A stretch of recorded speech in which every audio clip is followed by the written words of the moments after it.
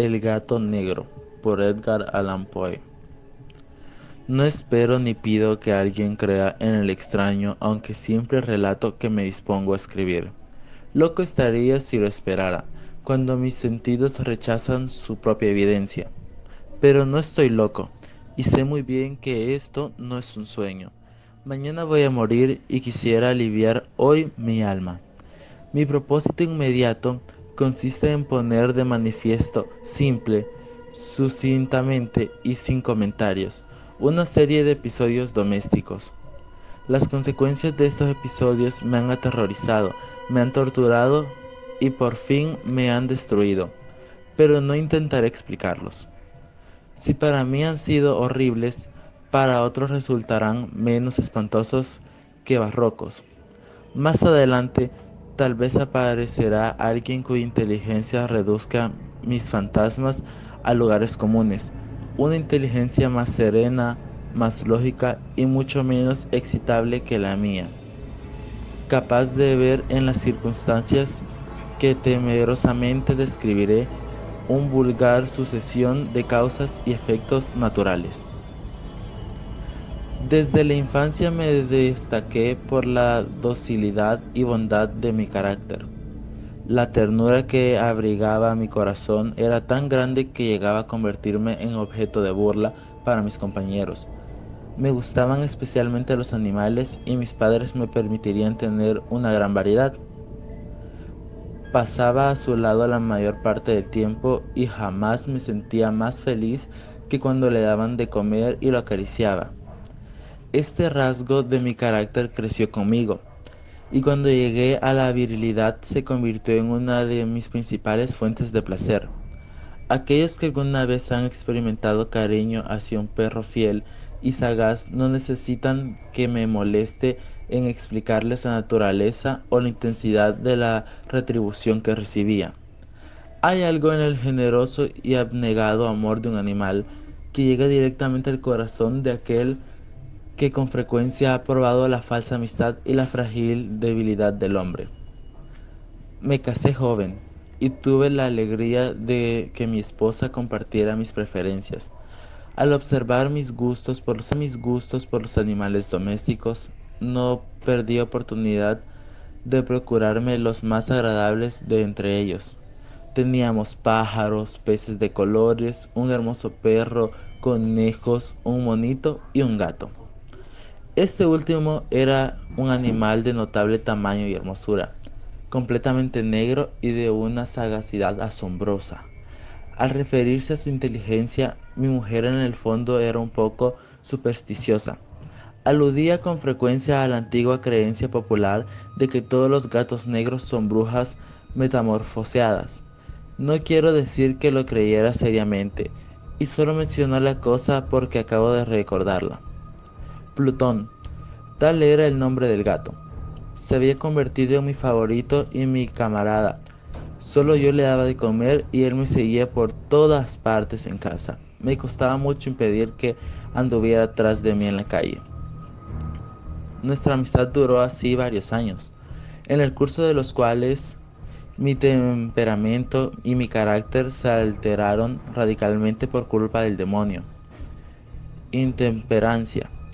Día a día me fui volviendo más melancólico, irritable e indiferente hacia los sentimientos ajenos. Llegué incluso a hablar descomedidamente a mi mujer y terminé por infligirle violencia personal. Mis favoritos, claro está, sintieron igualmente el cambio de mi carácter. No solo los descuidaba, sino que llegué a hacerles daño.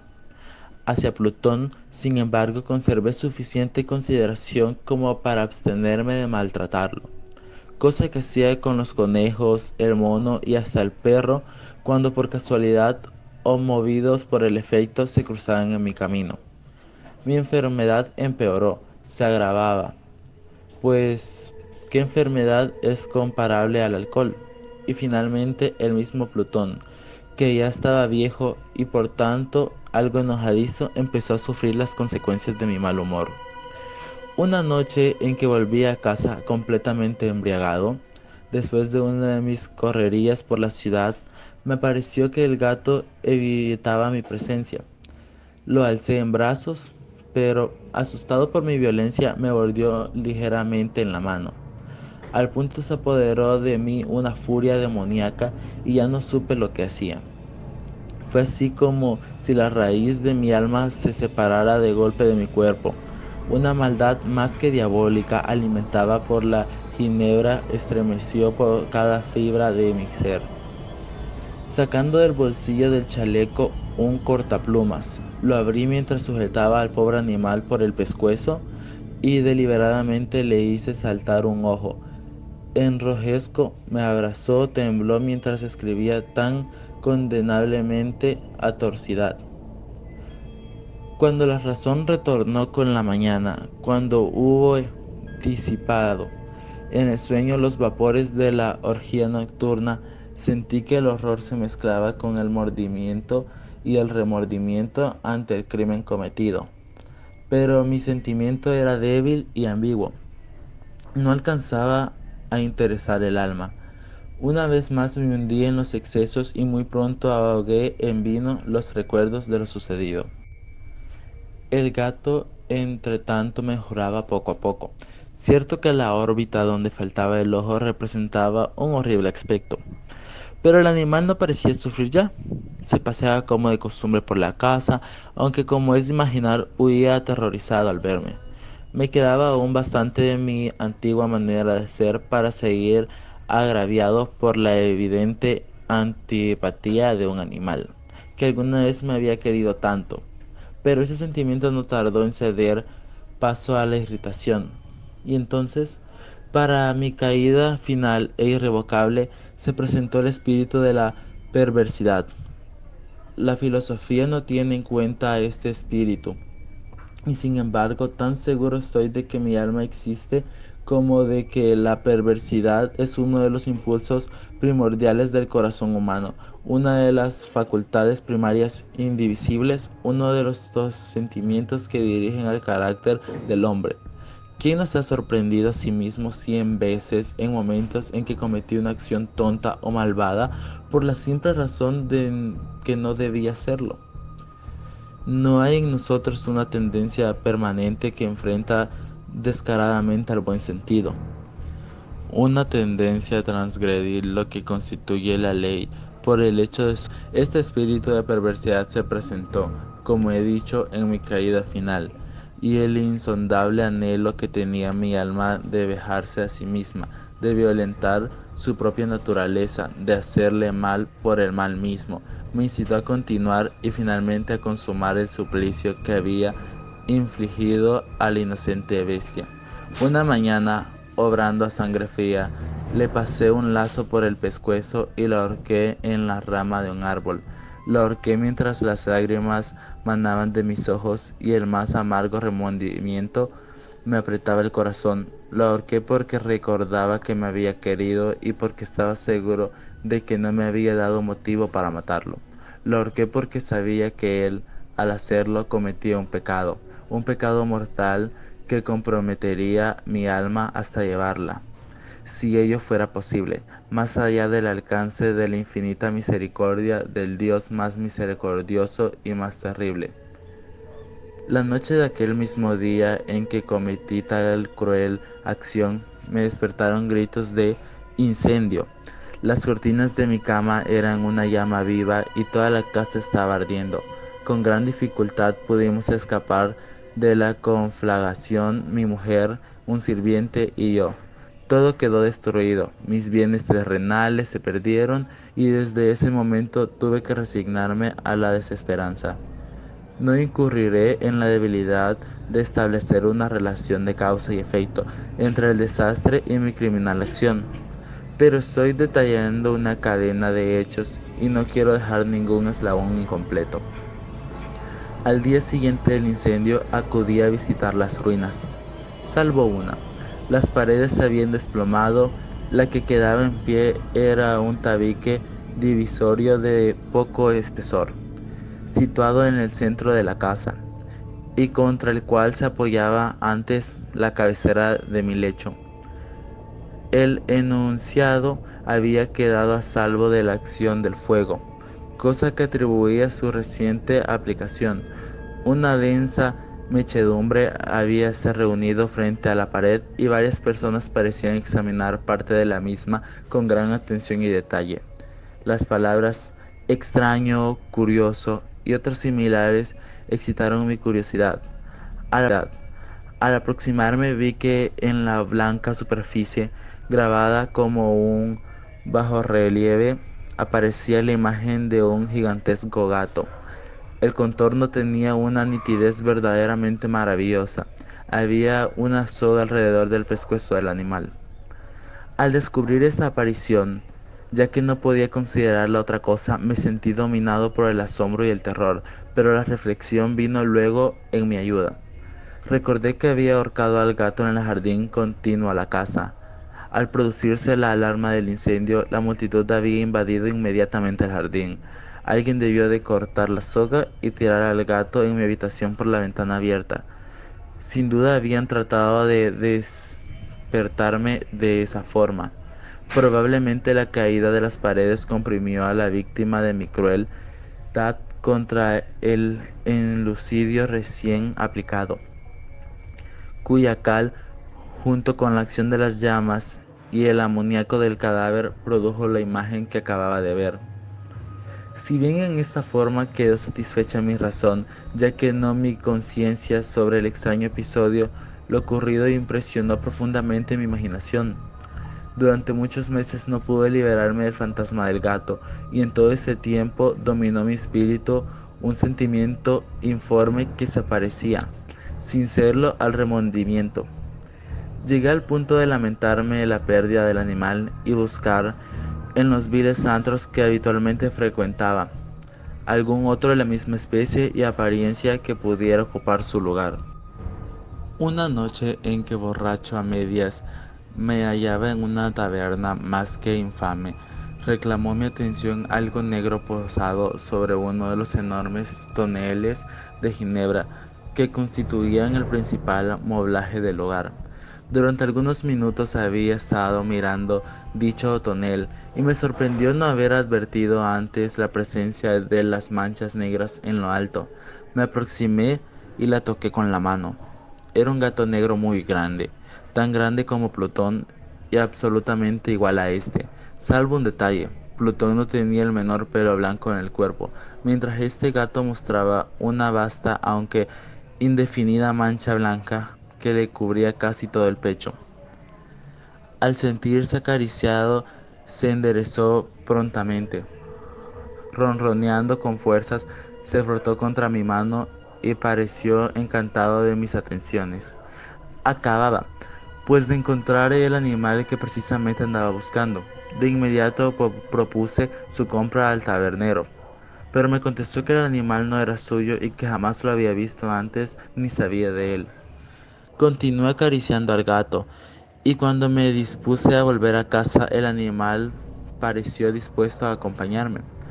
Le permití que lo hiciera, deteniéndome una y otra vez para inclinarme y acariciarlo. Cuando estuvo en casa se acostumbró a ella de inmediato y se convirtió en el gran favorito de mi mujer. Por mi parte, pronto sentía nacer en mí una antipatía hacia aquel animal. Era exactamente lo contrario de lo que había anticipado, pero sin que pueda decir cómo ni por qué. Su marcado cariño por mí me disgustaba y me fatigaba. Gradualmente el sentimiento de disgusto y fatiga creció hasta alcanzar la amargura del odio. Evitaba encontrarme con el animal. Un resto de vergüenza y el recuerdo de mi crueldad de antaño me vedaban maltratarlo.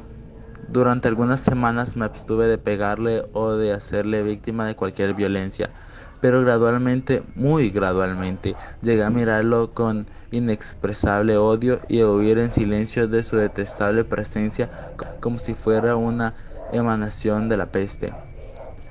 Lo que sin duda contribuyó a aumentar mi odio fue descubrir, a la mañana siguiente de haberlo traído a casa, que aquel gato, igual que Plutón, era tuerto. Esta circunstancia fue precisamente lo que hizo más grato a mi mujer, quien, como ya dije, poseía un alto grado. Esos sentimientos humanitarios alguna vez habían sido mi rasgo distintivo y la fuente de mis placeres más simples y puros. El cariño del gato por mí parecía aumentar en el mismo grado que mi aberración. Seguía mis pasos con la pertenencia que me constaría hacer entender al lector. Dondequiera que me sentara venía a ovillarse bajo mi silla o saltaba a mis rodillas, prodigándome sus odiosas caricias. Si echaba a caminar, se metía entre mis pies amenazando con hacerme caer, o bien clavaba sus largas y afiladas uñas en mi ropa para poder trepar hasta mi pecho. En esos momentos, aunque ansiaba aniquilarlo de un solo golpe, me sentía paralizado por el recuerdo de mi primer crimen, pero sobre todo quiero confesarlo ahora mismo por un espantoso temor al animal. Aquel temor no era precisamente el miedo de un animal físico, y sin embargo me sentía imposible definirlo de otra manera. Me sentía casi avergonzado de reconocer. Si aún esta celda de criminales, me sentía casi avergonzado de reconocer el temor, el espanto que aquel animal me inspiraba. Era intensificado por una de las más intensas quimeras que sería dado concebir. Más de una vez mi mujer me había llamado la atención sobre la forma de la mancha blanca de la cual ya me había hablado, y que constituía la única diferencia entre el extraño animal y el que yo había matado.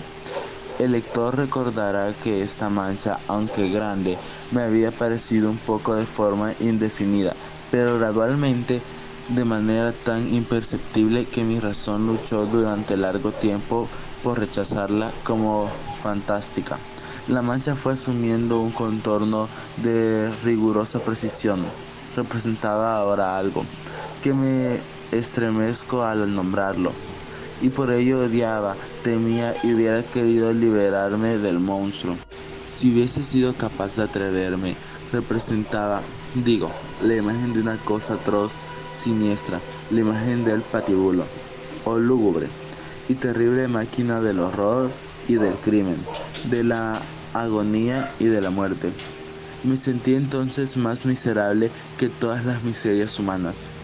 Pensar que una bestia cuyo semejante había yo destruido desdeñosamente, una bestia era capaz de producir tan insoportable angustia a un hombre creado a imagen y semejanza de Dios. Ay, ni de día ni de noche pude ya gozar de la bendición del reposo. De día, aquella criatura no me dejaba un instante solo, y de noche despertaba hora a hora de los más horrorosos sueños para sentir el ardiente aliento de la cosa en mi rostro y su terrible peso, pesadilla encarnada de la que no me era posible desprenderme. Apoyo eternamente sobre mi corazón, bajo el agobio de tormentos semejantes, sucumbió en mí lo que me quedaba del bueno. Solo los malos pensamientos disfrutaban ya de mi intimidad, los más tenebrosos, los más perversos pensamientos. La melancolía habitual de mi humor creció hasta convertirse en aborrecimiento de todo lo que me rodeaba y de la eterna humanidad. Y mi pobre mujer, que de nada se quejaba, llegó a ser la habitual y paciente víctima de los repentinos y frecuentes arrebatos de ciega cólera a lo que me abandonaba. Cierto día, para cumplir una tarea doméstica, me acompañó al sótano de la vieja casa donde nuestra pobreza nos obligó a vivir. El gato me siguió mientras bajaba la empinada escalera y estuvo a punto de tirarme cabeza abajo, lo cual me exasperó hasta la locura.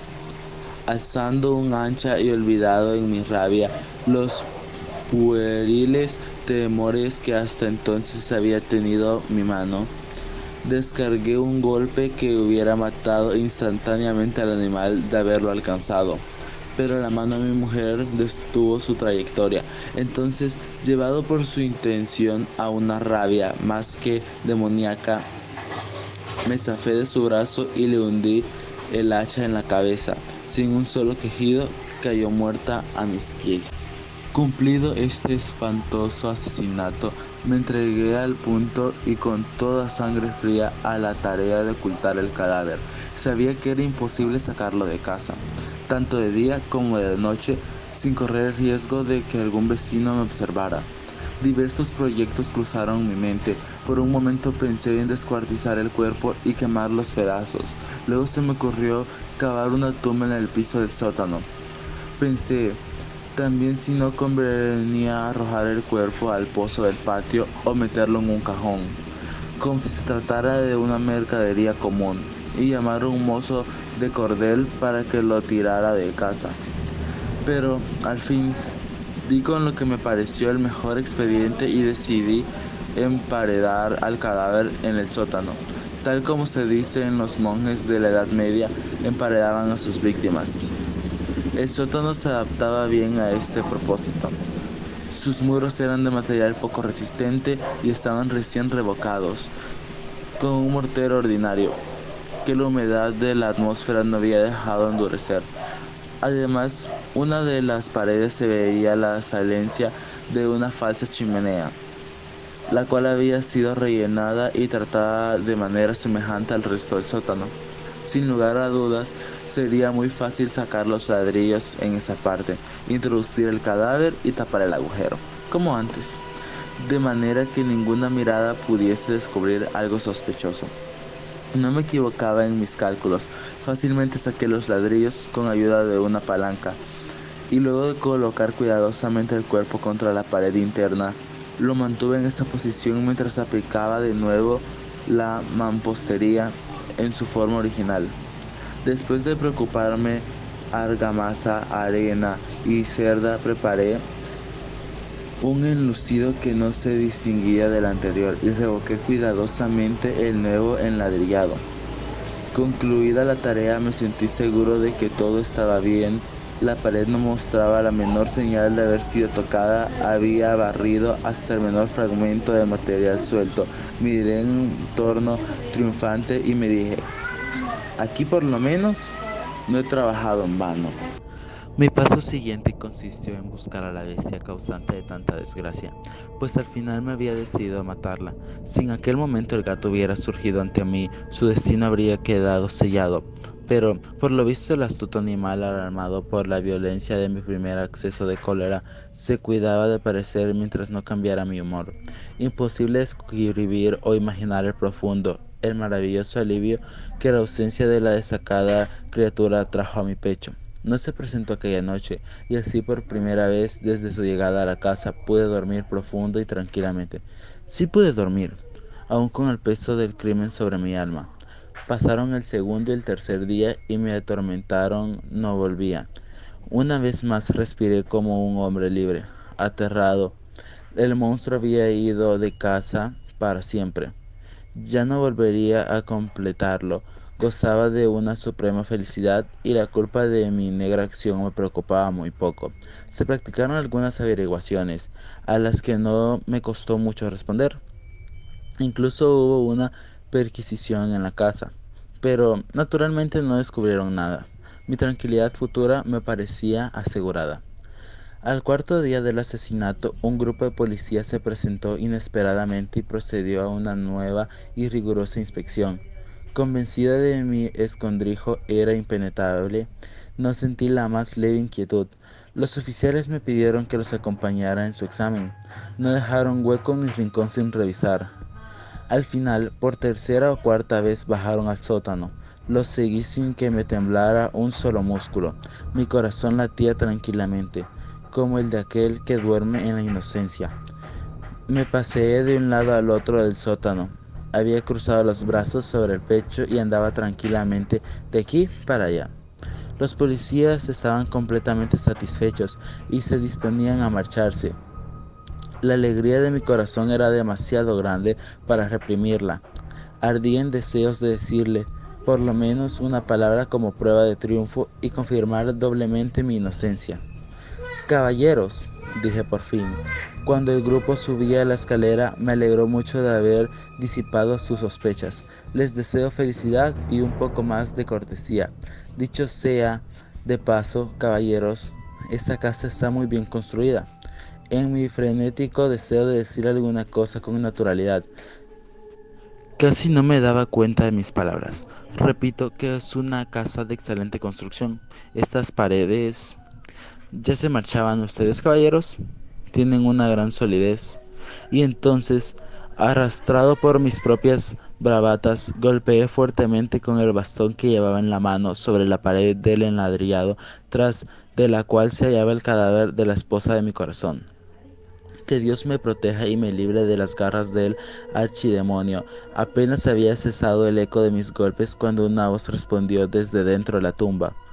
Un quejido sordo y entrecortante al comienzo, semejante al sonzar de un niño, que luego creció rápidamente hasta convertirse en un largo, agudo y continuo alarido, anormal como inhumano, un aullido, un clamor de lamentación, mitad de horror, mitad de triunfo, como solo pude haber brotado en el infierno de la garganta de los condenados en su agonía y de los demonios exultantes en la condenación. Hablar de lo que pensé en ese momento sería locura. Presa de vértigo, fui temblándome hasta la pared opuesta. Por un insistente grupo de hombres en la escalera quedó paralizado por el terror. Luego una docena de robustos brazos atacaron la pared, que cayó de una pieza. El cadáver, ya muy corrompido y manchado de sangre coagulada, apareció de pie ante los ojos de los espectadores. Sobre su cabeza, con la roja boca abierta y el único ojo como de fuego, estaba agazapada la horrible bestia cuya astucia me había inducido al asesinato y cuya voz delatadora me había entregado al verdugo. Había emparedado al monstruo en la tumba.